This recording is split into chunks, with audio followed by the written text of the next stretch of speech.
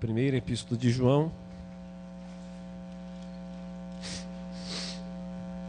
capítulo 2, leremos do verso 7 ao verso 11. 1 João, capítulo 2, do verso 7 ao verso 11.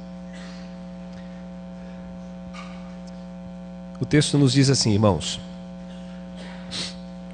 Amados, não vos escrevo um mandamento novo, senão um mandamento antigo, o qual desde o princípio tivestes. Este mandamento antigo é a palavra que ouvistes. Todavia vos escrevo um novo mandamento, aquilo que é verdadeiro nele e em vós, porque as trevas se vão dissipando e a verdadeira luz já brilha. Aquele que diz estar na luz e odeia o seu irmão até agora está em trevas. Aquele que ama a seu irmão permanece na luz e nele não há nenhum tropeço. Aquele, porém, que odeia a seu irmão está nas trevas e anda nas trevas e não sabe para onde vai, porque as trevas lhe cegaram os olhos. Vamos orar? Senhor, em nome de Jesus, nos colocamos diante de Ti mais uma vez, pedindo a iluminação do Senhor para compreendermos este texto. E também me ajude a comunicá-lo com fidelidade, com clareza, também a norma, para que todos nós sejamos edificados por Ti. Pai, te pedimos que, se for da Tua vontade, que o Senhor faça um milagre agora, de fazer com que Tua palavra penetre nos nossos corações e transforme as nossas vidas. Só o Senhor tem este poder. Portanto, ó Deus, te rogamos isso em nome de Jesus. Amém. Irmãos, como sabem, este texto faz parte de uma série de exposições que estamos fazendo desde o início do ano, tomando como paradigma a igreja em Éfeso. Estamos expondo aqui o material que há na Escritura sobre esta igreja. E a escolha dela como paradigma, como modelo, tem a ver com o texto de Apocalipse 2:5. Na verdade, a carta que Cristo escreveu àquela epístola. Jesus afirmou ter contra ela que ela tinha perdido o primeiro amor. E Jesus apresentou àquela igreja um caminho de volta ao primeiro amor. Quando a gente olha para aquela igreja e percebe que ela perdeu o primeiro amor, essa tem sido também o nosso entendimento em relação à necessidade da igreja do Senhor no nosso tempo. Não apenas a igreja de Pirituba. A perda do primeiro amor. Quando falamos de avivamento, o que queremos é ter de volta o primeiro amor. E Jesus ali apresentou o caminho. Lembra-te, pois, de onde caíste. Nem sempre a igreja foi doente. A partir de um momento, alguma coisa mudou. Quando Jesus diz, lembra-te, pois, de onde caíste, tem a ver com conecte-se ao passado e procure descobrir qual foi o evento, qual foi o momento em que sua história mudou para pior. Diríamos que Jesus também estaria dizendo àquela igreja, nem sempre você foi doente. Lembre-se então daqueles momentos de vitalidade que antecederam o momento da queda. Então, se conectar ao passado não tem a ver apenas com descobrir o momento da queda ou aquele evento que fez tudo piorar, mas é se lembrar da saúde espiritual anterior, ou seja, aquela igreja já havia tido o primeiro amor. Como ela era, como ela foi naquele tempo em que ela tinha ainda o primeiro amor. E Jesus fala naquela igreja de primeiras obras. Lembra-te, pois, de onde caíste, arrepende-te e volte à prática das primeiras obras. Primeiro amor, primeiras obras. O que dava à igreja o primeiro amor eram as primeiras obras. E as primeiras obras, considerando a Escritura, são as obras mais elementares do cristianismo. Dentre elas, compromisso com a Escritura, compromisso com a oração, com a evangelização, com o jejum. comunhão com Cristo. Por ter aquilo num tempo, essa igreja tinha o primeiro amor. Por se afastar das primeiras obras, se afastou também do primeiro amor. Lembre-se, pois, de onde caíste, arrepende-te. É o momento que estamos vivenciando. Se conseguimos identificar o momento que causou o início da nossa perda de saúde espiritual, devemos buscar corrigir isso. O que me afastou de Cristo? O que me fez perder a saúde espiritual? Preciso identificar, preciso confessar, arrependido, e deixar, seguindo numa nova direção. E voltar. Então, Apocalipse 2,5, nós entendemos que Cristo estabelece um modelo de revitalização, que tem 3 passos. Lembre-se de onde caíste, arrepende-te, e volte à prática das primeiras obras. Está ali num paradigma. Mas como Cristo disse isso à igreja em Éfeso, e era ela quem tinha perdido o primeiro amor, daí a nossa intenção de investigar, à luz da Escritura, toda a história da igreja em Éfeso. Desde o momento em que ela foi plantada, o caminho pelo qual ela passou, para tentar compreender um pouco melhor. E aí temos visto, aqui já expomos a Epístola de Paulo aos Efésios, escrita entre os anos 61 e 63, e é interessante como temos falado naquela epístola, logo no início, Paulo diz assim: não cesso de dar graças a Deus por vós, desde que ouvi falar da vossa fé e do vosso amor para com todos os santos. Ano 61 ou 63, o amor que aquela igreja tinha era notório, porque Paulo escreveu a epístola estando preso em Roma. Então Paulo estava aprisionado e a informação sobre o amor que a igreja tinha chegou ao conhecimento dele. Então, no ano 61, 63, a igreja tinha o amor. O Apocalipse foi escrito no ano 95 ou 96, vamos pensar ano 96. Se foi escrito a Efésios no ano 61, 35 anos depois. 35 anos depois, essa igreja é uma igreja que não tem mais o primeiro amor. Isso pode acontecer com igrejas na nossa época também. Temos igrejas locais com uma geração de crentes. Esta geração é substituída por uma outra geração de crentes. E às vezes nessa substituição, com o passar do tempo, quando uma geração mais antiga não está mais aqui, lamentavelmente a gente tem visto uma perda. Parece que geração após geração, ao invés da qualidade da fé de alguns melhorarem, e aqui estou pensando até no contexto familiar, isso às vezes não acontece. Mas essa era a situação da igreja em Éfeso. 35 anos depois, essa igreja já era uma igreja agora composta por outros crentes, não necessariamente mais os fundadores. É possível que alguém ainda estivesse, mas não eram mais os fundadores daquela igreja, e a igreja vivia um tempo difícil, um tempo de adoecimento. Efésios, Timóteo também, ano 63, final do 63. 2 Timóteo, ano 64, final do ano 64. Apocalipse, aqui colocamos aí ano 96, e as epístolas de João, a primeira, a segunda e a terceira epístola de João, escritas entre os anos 90 e 95, não dá para saber ao certo, e o apóstolo João passou a maior parte do seu ministério em Éfeso e adjacências, tendo João morrido no ano 98, por volta do ano 98. Então, é isso que há disponível na Escritura sobre a igreja em Éfeso. Lembrando que ela é para nós um modelo de revitalização de igreja, um modelo de como termos saúde espiritual novamente, como termos de volta o primeiro amor. E você percebe que na epístola de João, João fala muito sobre o amor. João fala muito sobre o amor. Lá em Éfeso, lá na epístola de Paulo aos Efésios, o amor era notório, a igreja tinha. O tempo passou e ela não tem mais. Então João, antes do livro do Apocalipse aqui, antes de Jesus falar à igreja que a igreja tinha perdido o primeiro amor, João já estava denunciando isso. João já estava dizendo assim: olha, eu não estou dando a vocês nenhum mandamento novo no sentido de ser uma novidade. Olha, eu estou falando com vocês sobre o amor, e o amor sempre foi vontade de Deus para vocês, não é uma coisa nova. Não há como a igreja dizer: olha, vocês conhecem a Escritura. E não dá para dizer que o amor é uma coisa do Novo Testamento, que foi no Novo Testamento que o povo de Deus descobriu que tinha que amar, e que amar o outro se torna um mandamento de Deus. No Novo Testamento sempre foi mandamento de Deus. não é um mandamento novo. Por outro lado, considerando a situação que eles vivenciam agora, e João vai dizer assim, olha, as trevas já se dissipam e agora vocês estão na luz. Aí João vai dizer, agora esse mandamento que não é novo em si, é novo para vocês.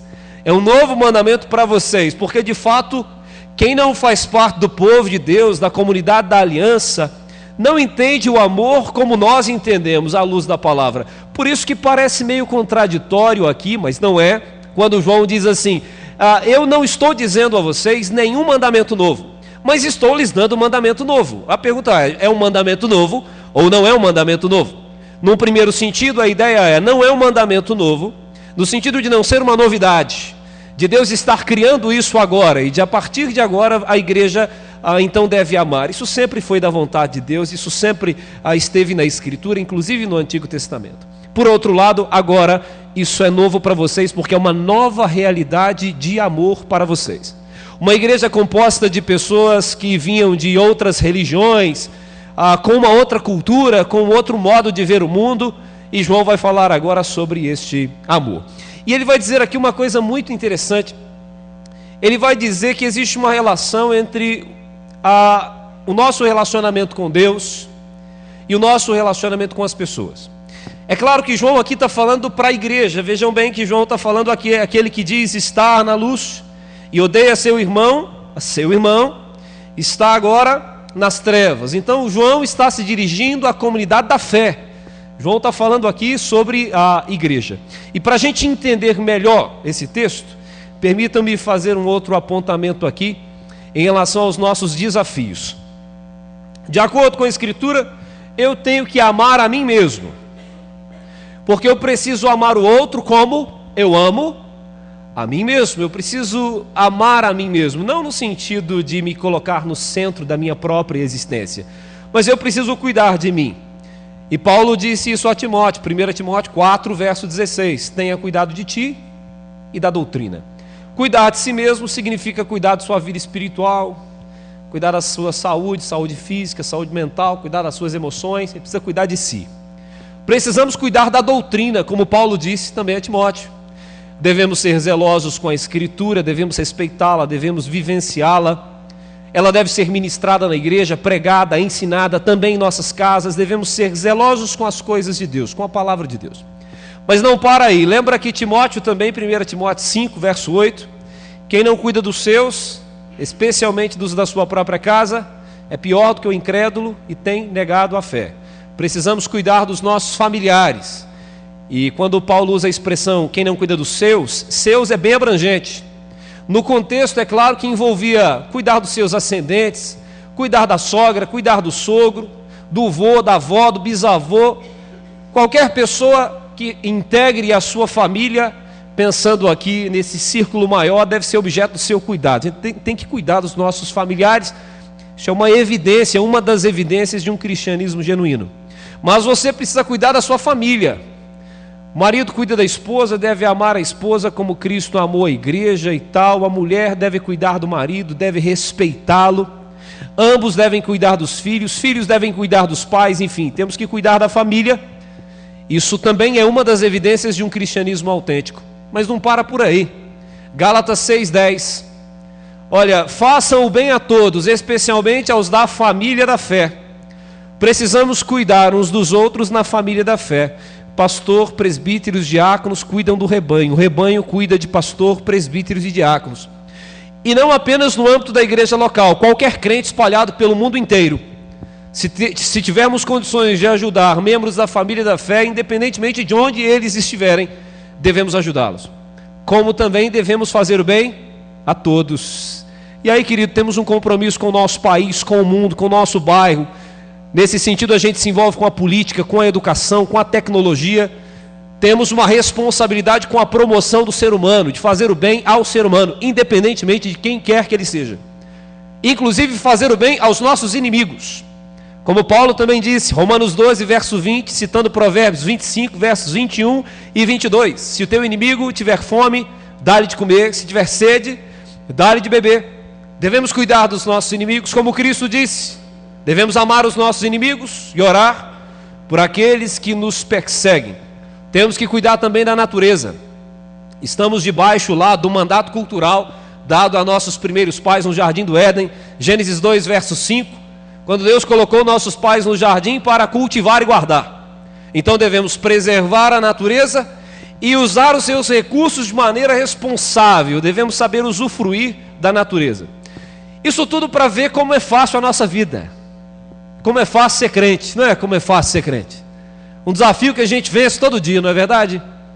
Você cuida de si mesmo, ao mesmo tempo cuida dos seus familiares, ao mesmo tempo cuida da sua família, ao mesmo tempo cuida dos seus irmãos, ao mesmo tempo cuida de todo mundo, ao mesmo tempo faz o bem a todos, ao mesmo tempo cuida da natureza. A gente tropeça onde? Em tudo ao mesmo tempo.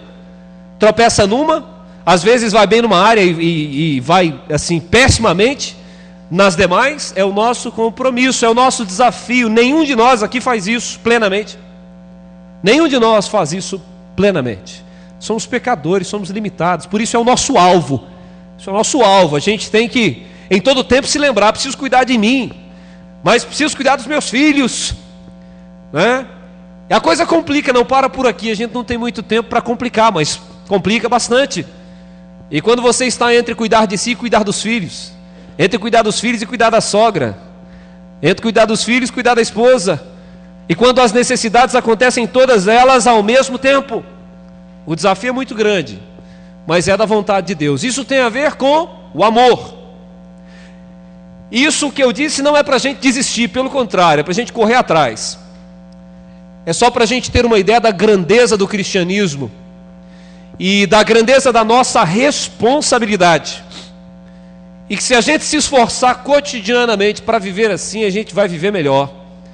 Teremos famílias mais felizes e uma igreja mais saudável.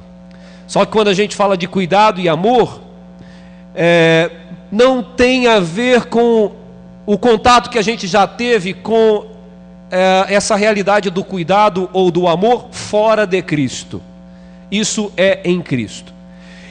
Uma vez tendo sido alcançado pela graça de Cristo, experimentando do amor dele, um amor incondicional, que esse amor que veio dele flua através de nós, para nós mesmos, porque quando eu digo que a gente tem que cuidar de si, a gente tem que pensar no que Cristo fez por nós e na grandeza do amor dele por nós, e experimentando disso, cuidar de nós mesmos, e experimentando disso, cuidar dos nossos familiares, experimentando disso, cuidar das nossas famílias, experimentando disso, cuidar uns dos outros no seio da grande família da fé. É um grande desafio, mas eu quero desafiá-los nessa noite a viverem a vida nessa perspectiva. Não olhem para o pastor Daniel como se eu fosse aquele que faz tudo isso longe de mim. Nosso padrão nesse sentido é a Escritura, é o nosso desafio. Então, se você não tem cuidado de si, como invariavelmente, né, ou geralmente os homens, por exemplo, cuidam um pouco de si próprios, né? Não sei se os homens que estão aqui cuidam muito bem de si mesmos, por exemplo, da saúde do corpo e da mente, se todos vão ao médico com frequência, ou se tem gente aqui que nem se lembra a última vez que foi, tem uns 15 anos, ou se vai ao médico quando está morrendo, alguma coisa por aí, não é? Eu me encaixo dentre esses aí, não é? Falo assim: não, está tudo legal, e aí vai ao médico? Não, vai que eu descubro o quê? Vai que eu descobrir. Ir ao médico é sempre uma coisa, uma caixinha de surpresa. Você vai lá, está tudo bem, chega lá e diz assim: você vai morrer semana que vem. Falou assim: rapaz, que coisa, estava bem lá, cheguei aqui, você me dá uma notícia dessa.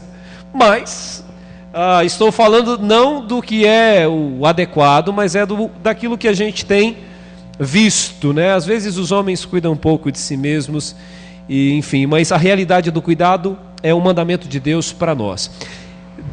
Entre esta variedade, o texto nos fala da igreja. Então João está falando aqui do amor que a gente tem que ter um pelo outro. É claro que essa é uma parte da grande responsabilidade. Por isso eu fiz isso para mostrar que cuidar do irmão, na verdade, não é tudo.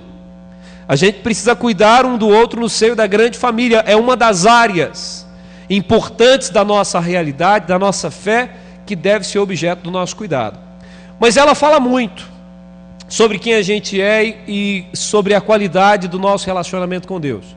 Agora eu quero dizer que não apenas o nosso relacionamento com os irmãos, mas de uma maneira geral, os nossos relacionamentos dizem muito sobre a qualidade do nosso relacionamento com Deus. Por isso, quando a gente olha no verso 9, João dizendo, aquele que diz estar na luz, e João já tinha dito que Deus é luz, estar na luz aqui é estar em Deus, estar em Cristo. Ou seja, se eu estou em Cristo, se de fato eu sou um servo de Deus, uma serva de Deus, há algumas implicações.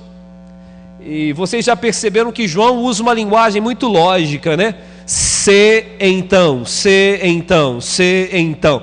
Se alguém diz estar na luz, mas odeia a seu irmão, na verdade ele não está na luz, ele está nas trevas, ele a si mesmo se engana, a verdade não está nele. O que se diz é contrariado pela realidade. Então aqui veja bem, alguém está dizendo assim, eu estou na luz, mas odeio o meu irmão. Então há uma contrariedade entre o que se diz e o que se faz. O que se diz é, estou na luz, estou em Deus, sou servo de Deus, sou salvo, mas eu odeio o meu irmão. Na verdade eu não estou na luz, eu estou nas trevas. E a palavra aqui é muito forte. Odiar o meu irmão. E João está falando para uma igreja. João está falando para uma igreja. Parece não caber na igreja essa palavra, né? Não deveria caber no relacionamento entre os irmãos essa palavra, a palavra ódio. Mas este texto mostra que a igreja naquela época e ainda hoje não é uma reunião de gente perfeita. Pelo contrário, quando Paulo vai falar do que acontecia na igreja, por exemplo, em Corinto no passado, Paulo vai dizer assim, tem coisa acontecendo aqui que nem entre os gentios acontece. Tem coisa que está acontecendo aqui que eu não estou vendo acontecer nem lá entre os ímpios. Ou quando Paulo diz, o texto que citamos, 1 Coríntios 5:8, 1 Timóteo 5:8, quem não cuida dos seus é pior do que o incrédulo. Quando o comportamento da igreja, o que acontece no seio da igreja, é tão terrível a ponto do apóstolo Paulo fazer esse tipo de censura. Mas João fala de ódio entre os irmãos na igreja. A relação no seio da família da fé deve ser uma relação caracterizada pelo amor, pelo respeito. Devemos viver em paz. Devemos considerar o outro superior a si mesmo. Devemos suportar uns aos outros, não no sentido de aguentar o outro, o temperamento, mas no sentido de socorrê-lo em suas necessidades. Isso deve caracterizar o relacionamento na igreja. Mas é possível que alguém acabe nutrindo pelo outro relacionamentos inadequados, que situações aconteçam, que controvérsias ocorram, que frustrações ocorram, desentendimentos, de tal maneira que este sentimento de amargura, de rancor, fique sendo guardado no coração e gente fica muito mais do que irado com uma outra pessoa. Essa pessoa está odiando uma outra pessoa. E é curioso, é uma pessoa que diz estar em Cristo, odiando uma outra pessoa que igualmente diz estar em Cristo. Veja bem, João diz que quem odeia seu irmão não está na luz. Então a ideia é que assim, João está usando uma linguagem, a linguagem de irmão, mas na verdade esse tal não é irmão. Porque se odeia, não é irmão. É possível que hajam desentendimentos, controvérsias, dissensões, mesmo que isso não seja de Deus, como sabemos que não é, mas que isso não seja indicativo de que uma pessoa não é de Deus. Agora, dependendo do modo como eu vejo o outro no seio da família de Deus, é possível que eu não faça parte desta família. O relacionamento então entre os irmãos deve ser caracterizado pelo amor. Nós devemos amar uns aos outros e amar de maneira prática aqui, muito mais do que sentindo afeição ou tendo um sentimento legal no coração pelo outro, mas a gente precisa estar atento às necessidades uns dos outros, e as necessidades são variadas. Há necessidades físicas, emocionais, materiais, necessidades espirituais, e dispostos a nos socorrermos mutuamente. O desafio é muito grande. A Igreja Presbiteriana de Pirituba tem, de direito, 266 pessoas. Falo de direito porque está no hall de membros da nossa igreja. E temos aproximadamente 126 famílias. Devemos nos amar, devemos cuidar uns dos outros. E o ideal é que a gente consiga entender a responsabilidade do cuidado recíproco. Que a gente não espere que um grupo de meia dúzia de pessoas possam cuidar de todo o rebanho enquanto cuidam de si próprios, de sua própria família, e façam o bem a toda a sociedade. A ideia é que a gente consiga viver relacionamentos redentivos, recíprocos. Eu cuido e sou cuidado, eu cuido de alguém e sou cuidado também por alguém. Eu externalizo meu amor e experimento também do amor objetivo do outro. O amor, então, irmãos, é para toda a comunidade. Não estamos negando aqui a responsabilidade do pastoreio, do próprio pastor, dos presbíteros, dos diáconos, porque por conta do nosso chamado, do ofício de Deus na nossa vida, é nosso dever, é nossa responsabilidade fazer isso. Mas é a responsabilidade de todo o rebanho, cuidar de si mesmo, expressando o amor um pelo outro. Então que Deus possa nos ajudar, porque aqui não é assim, essa palavra não é para mim, porque eu não odeio ninguém. Essa palavra não é para mim, eu não odeio. Mas Tiago, quando escreveu a sua epístola, disse que a gente peca não só por fazer uma coisa errada, a gente peca por deixar de fazer o certo. Por isso Tiago disse que aquele que sabe o que deve fazer e não faz, nisso está pecando. E o amor aqui não é uma coisa distante, sabe? A ideia aqui é de um amor objetivo, de um cuidado real, de assistência, e que isso seja uma realidade na família de Deus, e que todo mundo faça isso. Irmãos, eu preciso valorizar muito isso é muito, mas muito importante. Eu percebo que hoje algumas pessoas entendem que já atingiram o ponto ideal da vida delas quando conseguiram entender a doutrina. Eu agora sou crente presbiteriano, entendo a doutrina, conheço os símbolos de fé, tá legal.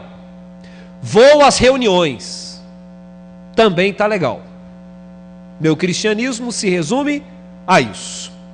E eu recebo também instrução. Então recebo instrução, conheço a doutrina, participo das reuniões. E o meu cristianismo acaba por aí. Mas a Bíblia diz que Deus deu a cada um dos seus filhos dons para serem usados no corpo, para a edificação do corpo e não de si próprio. Significa, querido, que é muito pouco imaginar que o cristianismo possa se resumir ao conhecimento da doutrina e à frequência em reuniões. Porque se eu faço parte do corpo, se eu sou membro do corpo, eu devo funcionar adequadamente com o dom que Deus me deu para a saúde do corpo. Porque se eu não funciono, se eu não exercito o meu dom, eu prejudico a saúde do corpo. Quantos membros este corpo local tem? Quantos funcionam aqui como membros ativos? A ideia não é só frequentar uma igreja local e ser assistido por alguém. O ideal, queridos, é se reunir aqui e cuidar de alguém. Então eu digo, irmãos, que não apenas aquele que odeia seu irmão ainda está nas trevas, como também aquele que parece não ter recebido dom algum, e que parece não estar unido ao corpo, e que parece não funcionar dentro do corpo, pode, na verdade, não ser membro do corpo. Irmãos, uma pergunta muito simples, mas necessária: qual é o seu dom? Deus te deu o quê? Você é membro do corpo, você faz o que no corpo? Sua presença no corpo faz bem ao corpo? Abençoa a vida de quem? Irmão, ser cuidado é uma bênção. Que coisa maravilhosa.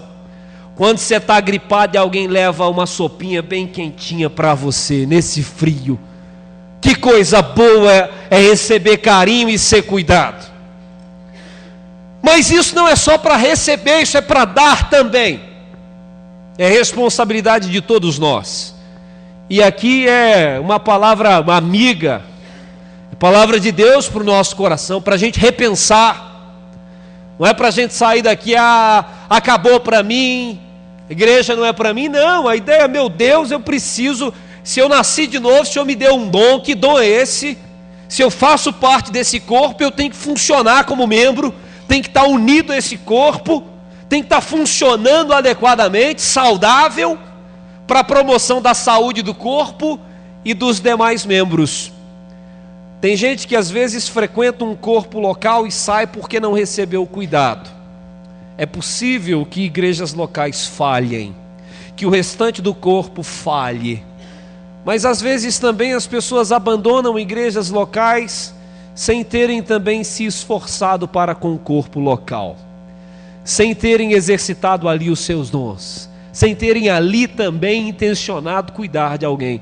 Então o corpo deve ser caracterizado pelo amor, as nossas relações devem ser caracterizadas pelo amor, e não o amor na teoria, sabe, o amor de palavra, mas o amor objetivo, sabe, o amor incondicional, sacrificial, de cuidar do outro, suportar o outro, se envolver com o outro.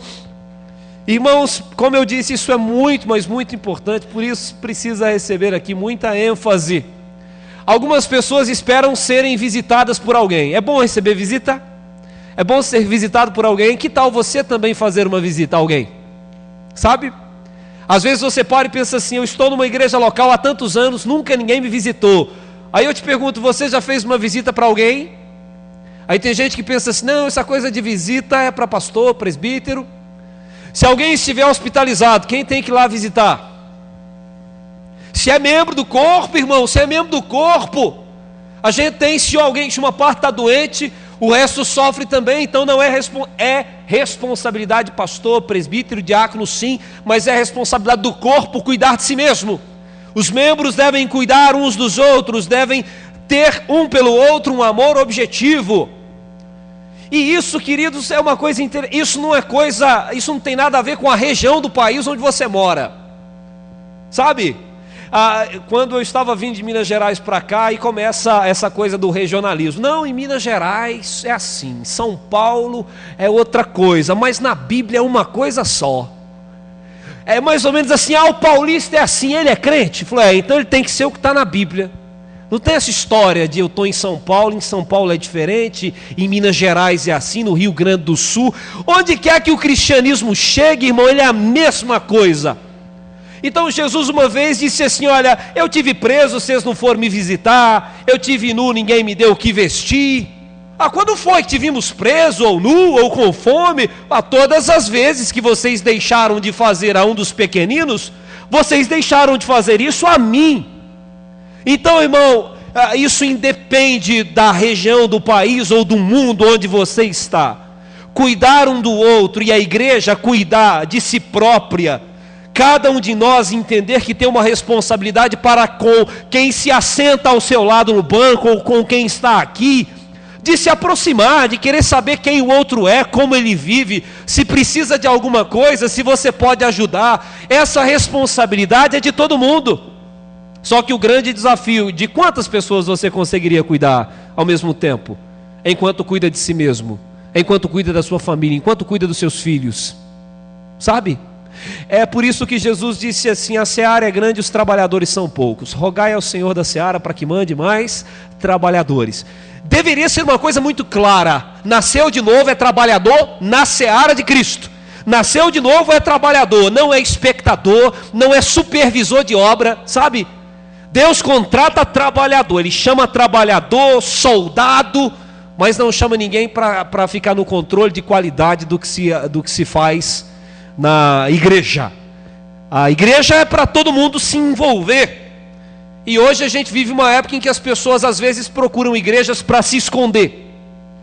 Tem gente que não quer compromisso com uma igreja local, não quer trabalhar, não quer servir e procura algum lugar onde possa se esconder. Irmão, então não é só crer em Cristo, não que isso seja pouca coisa, é muito. Nascer de novo, conhecer a Cristo, coisa maravilhosa. Conhecer a doutrina, estudar a palavra, uma bênção, ter conhecimento. Mas é integrar uma igreja local e servir a Cristo nela como um trabalhador. E cuidar de fato do corpo local onde você está. E assistir os seus irmãos em suas necessidades. Esse é o grande desafio, mas como eu disse para vocês, esse é apenas um deles. Esse é apenas um deles. Então nós precisamos de muita, mas de muita graça de Jesus. Então a gente acorda todo dia, começa a fazer isso, se arrepende dos pecados que já cometeu, percebe que já deixou de cuidar de alguém, e se levanta e tenta de novo. É assim. Aí no outro dia, quando você pensa que está indo legal, está cuidando de si, conseguiu ir ao médico, cara, olha, conseguiu ir para uma consulta, e o médico falou, você está morrendo, tem uns 6 meses, vai tomar esse, aquele remédio, aí você, agora eu estou começando a cuidar de mim, aí vai tentar cuidar de mais alguém, tropeça no meio do caminho, não consegue, levanta de novo, e vai tentando até Jesus voltar ou até você morrer, de maneira que você não será punido por Deus por não ter tentado fazer o que Ele tinha te mandado fazer, sabe? Ele sabe, é vontade dEle para nós, e o que a gente é?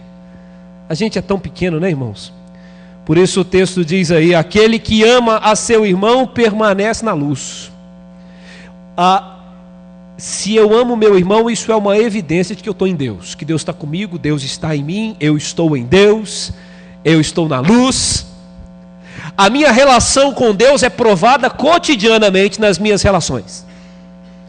E aqui falo para mim e falo para vocês, quando nossas relações, as mais variadas, não vão bem, ou o nosso envolvimento naquelas relações, o nosso amor naquelas relações não vai bem, isso está diretamente associado à nossa relação com Deus. Existe uma relação, eu tenho que amar a Deus acima de tudo e tenho que amar o outro como a mim mesmo, e amar o outro como Deus em Cristo me amou, e o outro aqui não tem limite, é o outro meu inimigo, é o outro minha família, é o outro meu amigo, é o outro meu irmão em Cristo, é a minha responsabilidade com Deus no sentido de vivenciar o amor que veio dele para mim. Então a nossa relação com Cristo, ela pode ser exteriorizada, na verdade a evidência da nossa relação com Cristo pode ser dada, isso pode ser visto. Quem anda com Deus mostra que anda com Deus, há frutos da nossa comunhão com Deus. E uma árvore que não dá frutos será cortada e lançada no fogo. Isso é uma coisa que precisa ficar clara. Estar em Cristo significa dar frutos, não é? E Jesus disse isso lá em João capítulo 17, quando ele disse que escolheu os discípulos e os designou para que eles fossem e dessem muito fruto, e o fruto deles permanecesse. Quem é crente dá fruto, quem não é também dá fruto. É exatamente por isso que pelo fruto a gente conhece a árvore, exatamente por isso. Quem está na luz vai mostrar cotidianamente que está na luz, e não com a perfeição absoluta, porque isso é impossível em nós, mas há uma posição melhor a ser alcançada cotidianamente. A gente pode avançar um passo a mais todos os dias, sabe? A gente pode crescer cada vez mais, até aquele dia em que a gente vai chegar à estatura do varão perfeito. Até aquele dia, na glória eterna. Esse é o nosso grande desafio. Aquele que odeia seu irmão está nas trevas, e anda nas trevas, e não sabe para onde vai, porque as trevas lhe cegaram os olhos.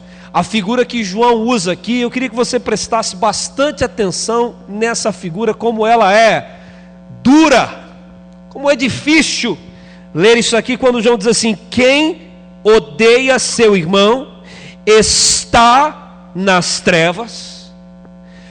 anda nas trevas e não sabe para onde vai. Veja só, irmãos. Alguém não está na luz, então não está em Deus. Se não está em Deus, está nas trevas. Eu diria, sob o domínio de sua própria carnalidade, sob o domínio das influências do mundo, sob o domínio de Satanás, porque alguém está nas trevas e vive nas trevas e não sabe para onde vai. Essa é a situação, e é o curioso, de gente que frequenta igreja. Porque João não está mandando uma carta para os incrédulos numa festa pagã em Éfeso. Ele mandou uma carta para uma igreja. E ao mandar a carta para a igreja, ele está dizendo assim: tem gente que está em trevas, anda nas trevas e não sabe para onde vai, e está lendo essa carta que eu enviei para uma igreja. É por isso que a gente se engana muito quando se reúne aos domingos e a gente olha um para o outro e a gente chega assim: que povo bonito e sem defeito e sem pecado. Que povo maravilhoso que vive bem, e aqui a casa de todo mundo é o céu. Parece que Jesus já voltou e a gente está aqui. Ninguém tem defeito, povo santo, maravilhoso. Não é assim, irmão. Não é assim. Não estou dizendo que é um lugar onde a gente convive pacificamente com o pecado, porque a gente não convive. Mas as igrejas locais, os prédios das igrejas locais, recebem pessoas de origem variada. Tem muita gente que frequenta a reunião. Cada um tem uma história, cada um vive uma situação, cada um tem o seu passado, cada um ainda armazena coisas lá no seu passado, coisa que ninguém sabe, que só a pessoa sabe, acha que está enganando os outros, sabe? Mas na verdade Deus sabe de tudo. É por isso que a gente precisa, irmão, ler a Escritura e meditar na Escritura, para poder afirmar numa reunião como essa: se você ainda está em trevas e hoje anda nas trevas e não sabe para onde vai, a luz de Deus está aqui para mudar a sua história hoje, para te tirar das trevas. Hoje chega de trevas, irmão, chega de não ter uma direção. Deus possa te dar hoje uma visão clara do seu futuro, do próximo passo que você vai dar, e não será num despenhadeiro, sabe? Não será num abismo. Que Deus abra os seus olhos para que você possa enxergar também a minha vida cotidianamente. Não é para a gente andar em trevas. Se a gente diz estar na luz, a gente tem que amar. Que coisa interessante. Quem está em Deus, como Deus é amor, deve amar também. E pensar que essa palavra é uma palavra para a igreja, e que João estava conversando com a igreja naquela época, e que nessa época tinha gente que frequentava a igreja dizendo que estava na luz, mas estava nas trevas. E João está batendo pesado num grupo aqui, nos gnósticos, como eu já disse a vocês. Os gnósticos frequentavam igrejas nessa região, e dentre outras coisas eles diziam que Cristo não podia ter um corpo humano, porque o corpo era mau, então Cristo não podia ter um corpo humano. O corpo de Cristo parecia ser humano, mas não era humano. Por isso João vai dizer que eles eram, na verdade, sabe o que? O anticristo. Não o anticristo, mas anticristos. E João vai começar a falar assim: eles saíram do nosso meio para provarem que nunca foram dos nossos. Quando eu falo de gente que está na igreja e está em trevas, irmão, isso vai muito além, é muita treva, a ponto de João falar de anticristos no seio da igreja. Gente que é inimigo de Cristo, está no seio das igrejas locais, com o objetivo de se opor a Cristo. É isso que João estava dizendo. Por isso está falando: olha, tem gente aqui que está nas trevas, anda nas trevas, não sabe para onde vai, e é o anticristo, e o anticristo está saindo do nosso meio. Que Deus tenha misericórdia de nós e nos ajude. Só tem um que pode separar o joio do trigo: o próprio Deus. Só tem um. Mas a Bíblia fala que a igreja é o lugar do joio, mas a igreja é o lugar do trigo também. E quem planta o joio é Satanás. É a Bíblia que está dizendo, então a gente tem que dizer o que a Bíblia diz. Nem todo mundo que frequenta reuniões de igrejas locais são filhos de Deus, é trigo. Tem joio também, tem filho de Satanás que convive no seio da igreja. para a gente saber da gente mesmo se a gente é filho de Deus ou se a gente é filho do diabo, é só a gente se lembrar que o filho se parece com o seu pai. É só a gente se lembrar disso. Se eu sou filho de Deus, é só você perceber aí no verso 6, diz assim, verso 6 do capítulo 2: aquele que diz que permanece nele, esse deve também andar assim como ele andou. Tem um livro, O Peregrino, do John Bunyan, não sei se você já leu, um livro interessante. Num determinado momento do livro, o cristão ele se vê diante de um pântano. E no livro, o pântano é chamado de pântano das desilusões. E o cristão pergunta como era possível passar pelo pântano. E alguém, me parece que é o intérprete, diz para ele: olha, só tem uma maneira de passar pelo pântano. E o pântano das desilusões era o lugar para onde tudo de ruim no mundo ia. E alguém disse assim: olha, um homem, há cerca de 2000 anos atrás, conseguiu passar pelo pântano das desilusões. E as pegadas dele ainda estão aí. A única maneira de passar pelo pântano das desilusões e sobreviver é colocando os seus pés no mesmo lugar em que ele colocou os dele. Aí você consegue passar pelo pântano das desilusões. O pântano das desilusões é o mundo. É a realidade que a gente vive. É o pecado e a perversão que a gente enxerga todo dia na nossa nação. E só tem um jeito de passar por aí, pisando onde Cristo pisou. E isso é uma evidência de que a gente é filho de Deus, que a gente não é filho do diabo. O filho do diabo vive pecando, ama pecar. Ele tem uma relação amorosa com o pecado. O filho de Deus é aquele que ocasionalmente é vencido pelas tentações, mas que ao pecar entristece, se arrepende e confessa. E tem uma nova disposição no coração. Mas ele aborrece o pecado. Ele não gosta de pecar. Pensando no amor que a gente deve ter um pelo outro, hoje pela manhã a gente falou de um texto aqui. Quem estava aqui se lembra? O texto de Timóteo. Quando Timóteo falou o seguinte, quando Paulo, dizendo a Timóteo, disse o seguinte: quando eu estava preso em Roma, eu fui abandonado por dois amigos, Fígelo e Hermógenes. Bons nomes para você que ainda não tem filhos, colocar nos seus, quando você tiver. Ele foi abandonado. Está lá na segunda epístola de Paulo a Timóteo, capítulo 1, a partir do verso 15, você vai encontrar essa história aí. E Paulo diz assim: até eles me abandonaram. Mais gente abandonou o apóstolo. E por ele falar assim, até eles, a ideia é a seguinte: sabe aquele tipo de amigo e irmão em Cristo, fiel, companheiro, que você pensa assim, todo mundo pode me abandonar, menos estes. E aí estes também te abandonam? Sabe, foi o que aconteceu com Paulo. Os mais próximos, os mais chegados, aqueles que ele não imaginava, também o deixaram. E a ideia é, como Paulo estava preso, eles podiam ter defendido o apóstolo ou ter ido até ele na prisão, mas não foram. Não foram com medo de se comprometerem, com medo de serem presos também. Não foram porque talvez estivessem envergonhados, como falamos pela manhã. Tem gente que tem vergonha de ser crente. Tem gente que tem vergonha de andar com crente. Tem gente que tem vergonha de dizer que seus amigos são crentes, né? Porque a imagem da igreja não anda por aí. Algumas não anda tão boa, que tem gente que tem medo de prejudicar a sua imagem se associando com a igreja. Esses moços se afastaram de Paulo. E aí Paulo vai dizer o seguinte: mas teve um que se aproximou de mim, Onesíforo, o nome dele.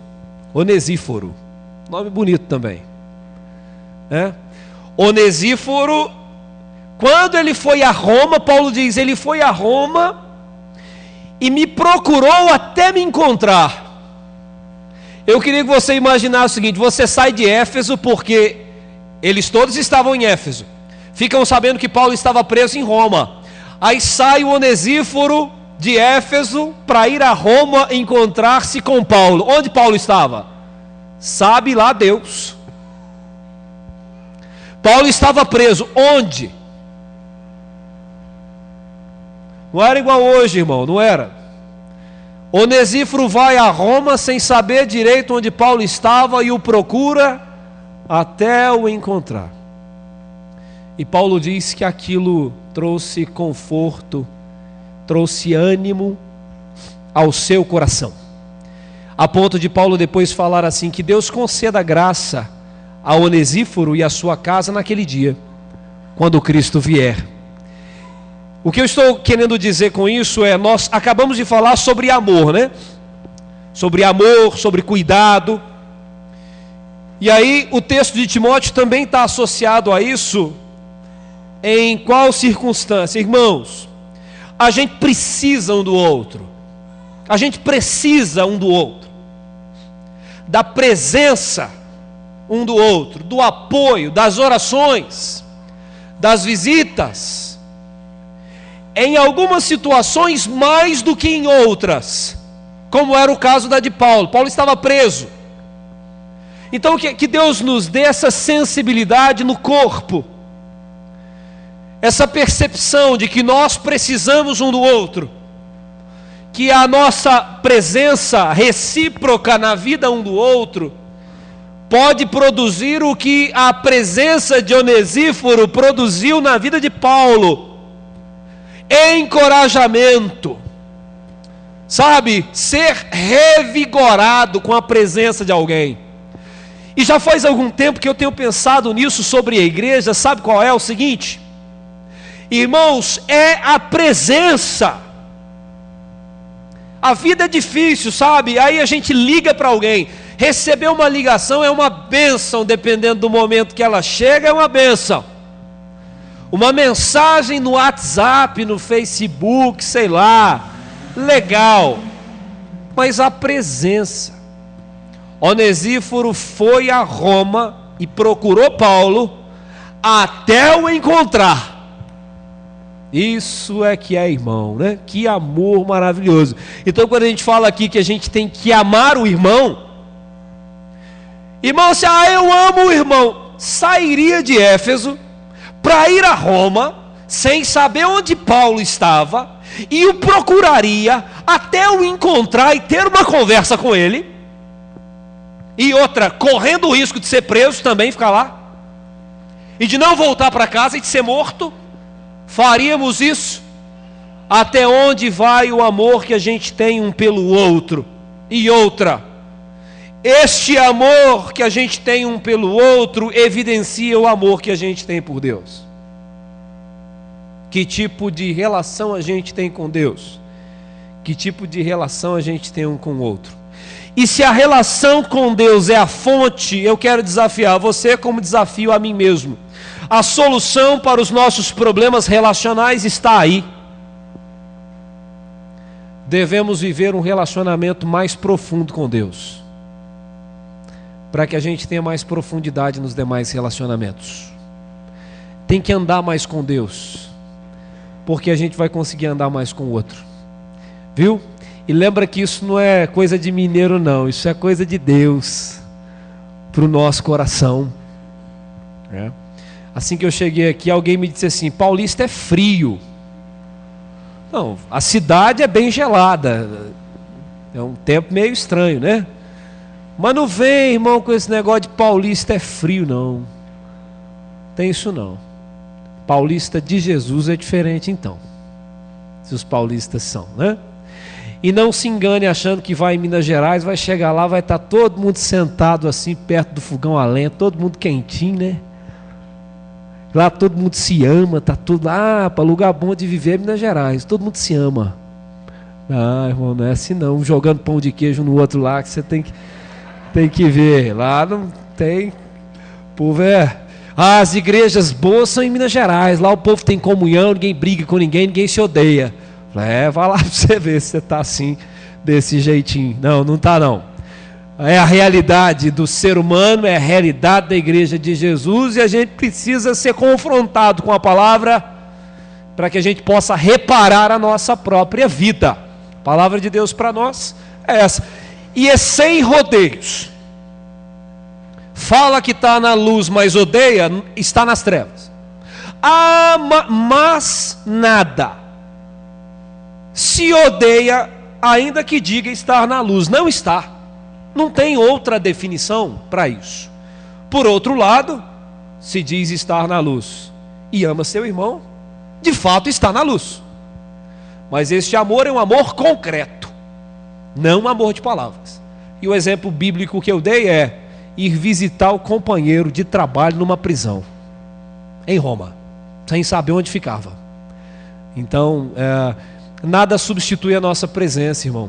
Uma vez a gente fez um multirão numa igreja que eu pastoreava, e lá de vez em quando tinha aquela coisa dos irmãos pagarem alguém para ir trabalhar. Não sei se aqui já aconteceu. O cidadão via quanto é que o servente ou o pedreiro cobrava por um dia de trabalho, e aí ele pagava alguém para ir trabalhar.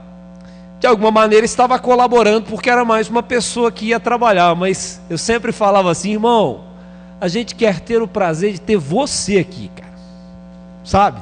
A gente quer ter você, é a sua presença. O cidadão não sabia nem pegar numa enxada direito.